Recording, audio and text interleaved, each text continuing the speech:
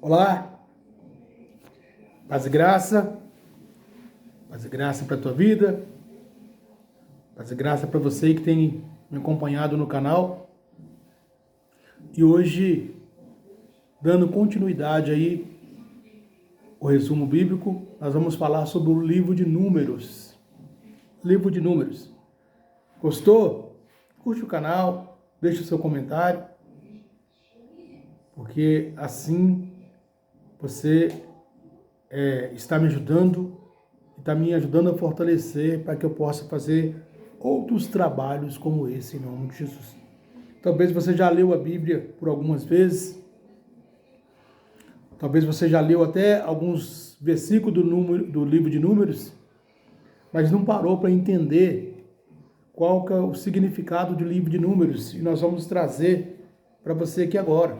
Qual que é o significado, quem que é o autor, a data em que foi escrito, por quem foi escrito, nós vamos ver agora em nome de Jesus. O autor do livro de Números, irmãos, também é Moisés. Moisés também é o autor do livro de Números.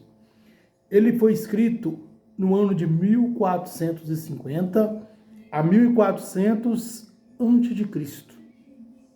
Repito, 1450 a 1400 a.C. Que período que foi?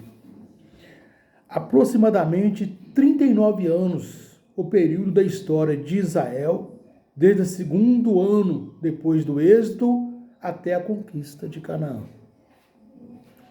E por que livro de Números? Porque o nome número, o livro de Números, deriva do seu nome por causa dos censos, dos censos, porque naquela época houve 2 censos, então é numeração, contar pessoas, contar as pessoas de Israel. O Números é o 4º livro do Pentateuco, então nós sabemos aí que é o 4º livro Pentateuco, é uma continuação da história do livro de Levítico. Transcorreu aproximadamente um mês desde a construção do tabernáculo, no final de Êxodo, até o tempo do censo e no começo de Números. Durante esse mês foram dadas as instruções do livro de Levítico. De onde foi escrito? No Monte Sinai e no deserto, enquanto Moisés liderava o povo para a terra prometida. E o livro de Números foi escrito para quem? O livro de Números foi escrito para os israelitas, para o povo de Israel, para o povo que estava ali em meio ao deserto, estava caminhando em meio ao deserto. Números, irmãos, Números é a história de aproximadamente 40 anos em que os israelitas andavam no deserto entre o primeiro e o segundo censo do povo. Nós falamos aí que tem 2 censos. O primeiro censo é da velha geração, a geração que saiu do Egito. Aconteceu no Monte Sinai, no segundo ano do Êxodo. O segundo censo é da nova geração. Aconteceu nos campos de Moabe, em frente a Jericó. 38 anos depois. Exatamente antes que a nação entrasse em Canaã. Embora a velha geração, com exceção de Josué e Caleb, não tivesse tido permissão de entrar na terra prometida. Eu expliquei isso na live passada, eu vou tornar a repetir. Nós sabemos, quando nós lemos o livro de Levítico e entramos em livro de Números, nós sabemos que Deus determinou que a velha geração não adentraria na terra prometida. Entrou na terra prometida ali somente Josué e Caleb da velha geração, Josué como líder e Caleb ali como seu auxiliar, e também entrou ali os jovens de 22 anos abaixo que puderam possuir a terra prometida. Nessa época, Moisés já estava morto e Josué era o líder do povo. A palavra-chave do livro de Gênesis é vagar. A palavra-chave é censo, é contar números, é contar. Eles andavam no deserto durante o período que vai desde o censo da velha geração até o censo posterior da nova geração. Então, houve um censo no início da caminhada e houve um segundo censo no final da caminhada, antes deles entrar na terra prometida. Para quê? Para que houve esse censo? Para que houve essa contagem? Nossas disciplinas, irmãos, da parte de Deus, às vezes é severa. Deus foi muito severo com aquele povo. Deus foi muito severo. Nós estamos vendo como Deus foi severo, que não entraram ali as pessoas da velha geração. Adentraram na terra prometida as pessoas das novas gerações. Por que Deus foi tão severo com esse povo? Nós sabemos que em meia caminhada, esse povo se desviou totalmente do caminho de Deus. Eles murmuravam muito, eles questionavam, eles queixavam muito. Muitos deles queriam voltar para trás. Muitos deles se desviaram do caminho de Deus. Muitos deles passaram a adorar até outros deuses. E por que isso? Você pode perguntar, por que aconteceu isso, se era um povo de Deus? Foi muitos anos aquele povo, eram escravos. Eram escravos no Egito. E com certeza ali eles aprenderam a cultuar outros deuses. No entanto, que num determinado momento, Moisés estava lá no Monte Sinai e Deus falou com Moisés da seguinte maneira: Moisés, desça depressa, porque esse povo se rebelou contra mim. Eis que eu vou exterminar esse povo da face da terra.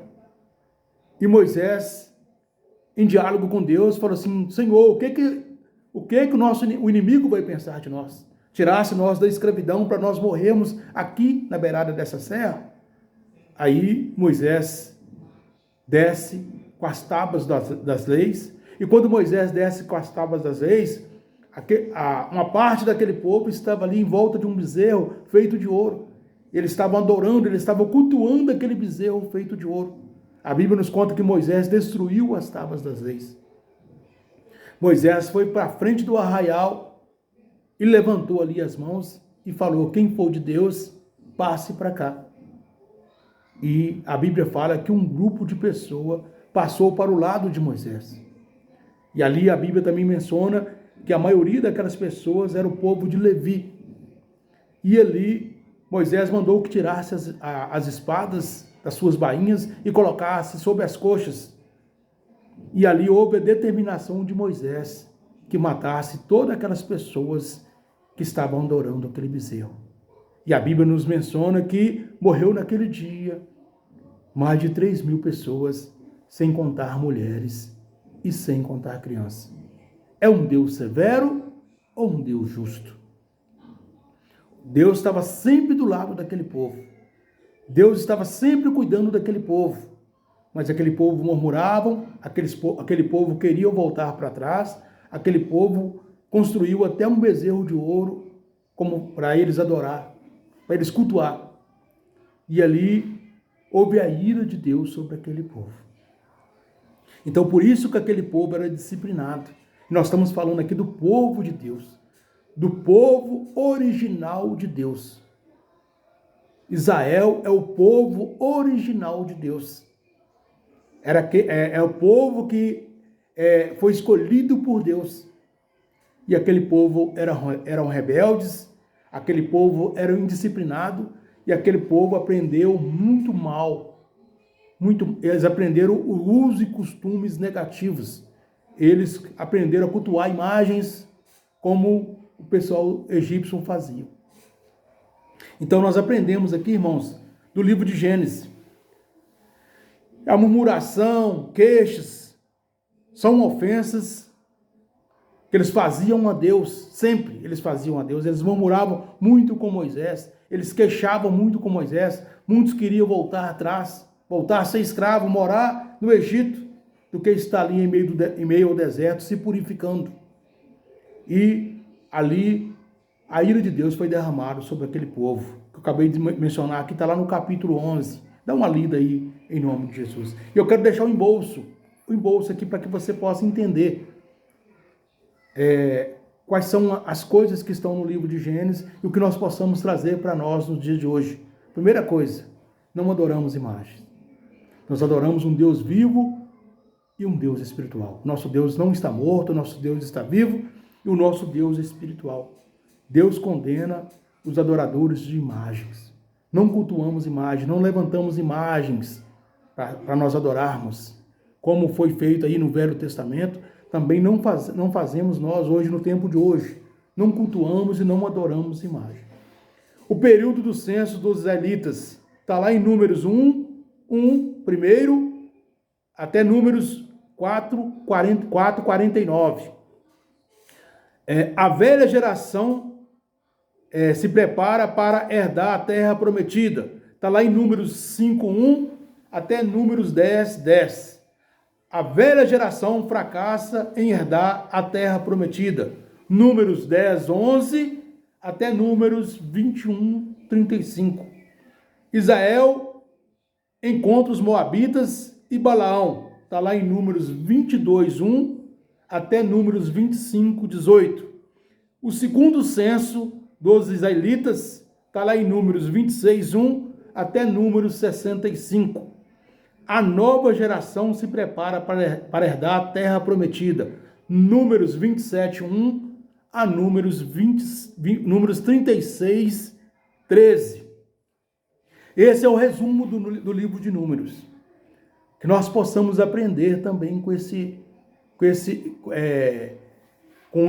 livro, né, que ele possa trazer para a nossa sabedoria. Nós não podemos brincar de Deus. Não está em tempo de brincarmos de Deus. E por que eu estou fazendo esse trabalho? Para que possa abrir conhecimento nas pessoas.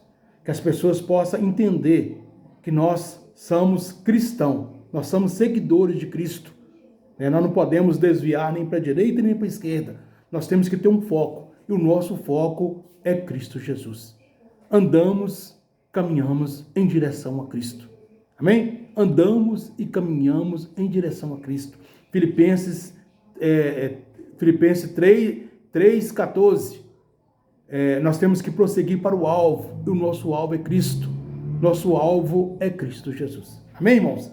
Jesus abençoa a sua vida. Jesus abençoa a tua casa. Jesus abençoa a tua família.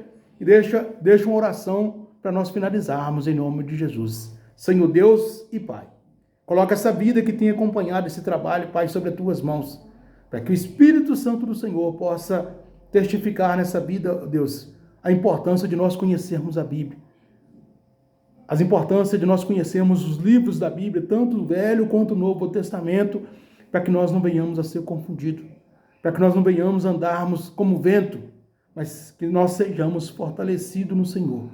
Guarda essa vida, meu Deus, guarda essa pessoa que tem acompanhado esse trabalho e fortaleça ela na tua presença, no nome de Jesus.